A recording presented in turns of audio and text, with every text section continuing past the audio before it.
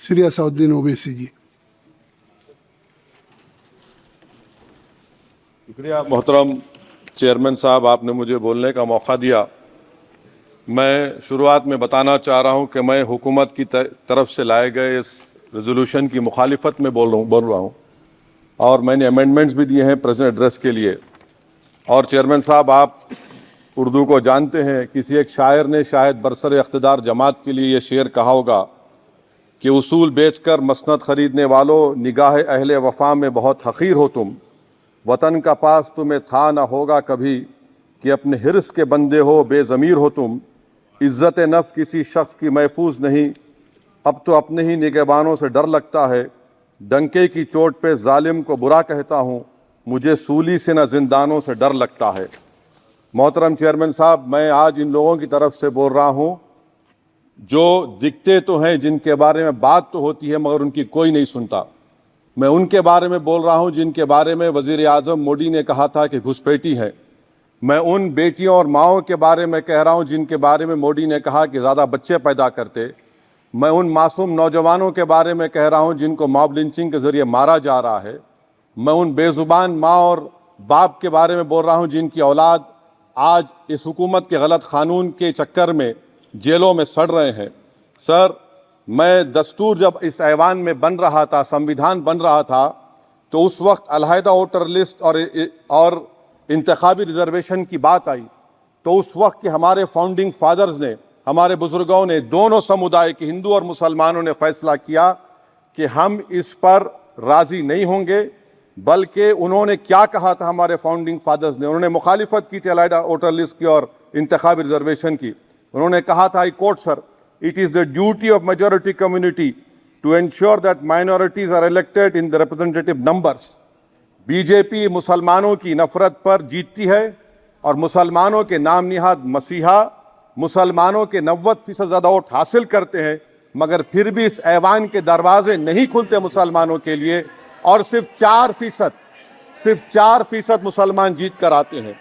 Sir, संविधान सिर्फ एक किताब नहीं है जिसे चूमा जाए, संविधान एक किताब नहीं है जिसे दिखाया जाए, संविधान एक सिंबल भी है, मगर संविधान एक हमारे बुजुर्गों के ख्वाबों की किताब है। हमारे जमहूरियत को हमारे बुजुर्गों ने इस तरह समझा, हमारे फाउंडिंग फादर्स ने इस तरह जमहूरियत को समझा कि इसमें हर समुदाय और मजहब और समाज के मानने वाले लोगों की राय को शामिल किया जाएगा इस मुल्क को चलाने के लिए। मगर इस ऐवान में सिर्फ 4% मुसलमान जीत कर आते हैं। मैं संविधान से जो मोहब्बत के दावे करते हैं उनसे कहूंगा कि कभी उठाकर पढ़ो कॉन्स्टिट्यूंट असेंबली डिबेट्स में कि नेहरू ने, एच.सी. मुखर्जी ने, सरदार हुकुम सिंह ने माइनॉरिटीज के बारे में क्या कहा था। सर, वतन अजीज का मुस्तकबिल कैसा होगा जब बीजेपी मुझे गायब करना चाहती है और दीगर हिज़्ब इख्तिलाफ की पार्टियां के लिए मेरा वजूद सिर्फ वोट डालना और अपनी खबर में जाकर खो जाना है। इसीलिए आप देखते हैं कि समाजी इंसाफ है सर कि 4% मुसलमान जीत कर आते हैं। सर, इस ऐवान में ओबीसी समाज के एमपी अब अपर कास्ट के एमपी के बराबर हो चुके हैं। ओबीसी समाज के एमपी अब अपर कास्ट एमपी के बराबर हो चुके हैं और 14% मुसलमान सिर्फ 4% जीत कर आते हैं। CSDS का डेटा यह बताता है कि इस मुल्क में जो वोट बैंक है, जो एक मुश्त वोट डालता है, वो अपर कास्ट का है। मुसलमान का कभी ना वोट बैंक था ना कभी रहेगा। सर, 4 जून के बाद 6 मुसलमानों की मॉब लिंचिंग हुई, 11 घरों को मध्य प्रदेश में मोदी के बुलडोजर ने निस्तो नाबूद कर दिया। हिमाचल प्रदेश में एक मुसलमान की एक दुकान को लूट लिया गया और हिज़्ब इख्तिलाफ की पार्टियों की तरफ से सन्नाटा है। शायद अब वक्त आ चुका है कि लफ्ज मुसलमान का नाम लेना भी अब उस पर पाबंदी आयद कर दी जाएगी। सर, मैं ये बताना चाह रहा हूँ, नरेंद्र मोदी को जो मैंडेट मिला है। एक मिनट,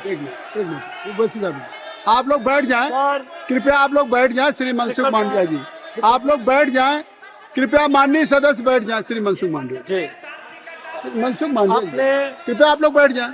अपने प्रारंभिक आप लोग बैठ जाएं, आप लोग बैठ जाएं। माननीय सदस्य ने अपने प्रारंभिक भाषण में जो शब्द प्रयोग करा है उसको ऑथेंटिकेट करा जाए।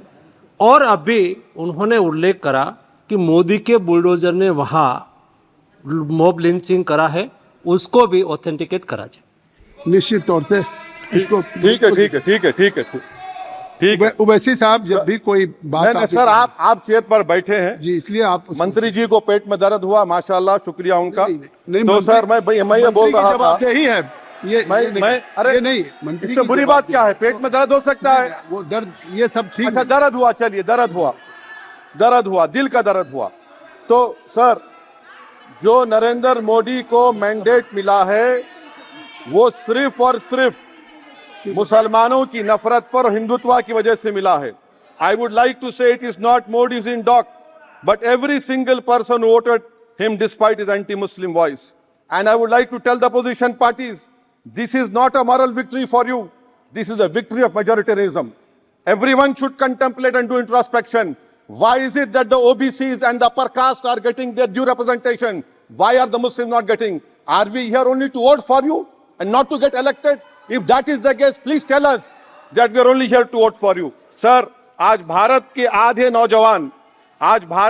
नौजवान बेरोजगार हैं और रोजगार की तालाश, बेरोजगारी का आलम यह है सर कि मोदी सरकार के 5 साल में 75 लाख एस्पिरेंट्स की जिंदगी बर्बाद हो गई, 6 पेपर लीक हुआ। बेरोजगारी का आलम यह है सर कि रशिया जा रहे हैं, वहां जाकर अपनी जानों को दे रहे हैं। बेरोजगारी का आलम यह है कि नरेंद्र मोदी रोजगार का कैंप चलाती है नौजवानों के लिए कि तुम इजराइल में जाकर काम करो, उनको कैनन फॉडर बना रही है ताकि फलस्तीनियों की जायदादों को हड़प कर सके। ये भी कंक्लूड कर। अरे सर मेरा टाइम है, कहाँ टाइम है सर? आप ये टाइम ले लिए मेरा सर, मैं 2 मिनट दीजिए। ये विश्वगुरु की पॉलिसी है। इजराइल को 27 टन हथियार जा रहा है। 9 मिलियन भारत के लोग गल्फ में काम करते हैं, क्या असर पड़ेगा? 47,000 इजरायली फलस्तीनी मार चुके हैं।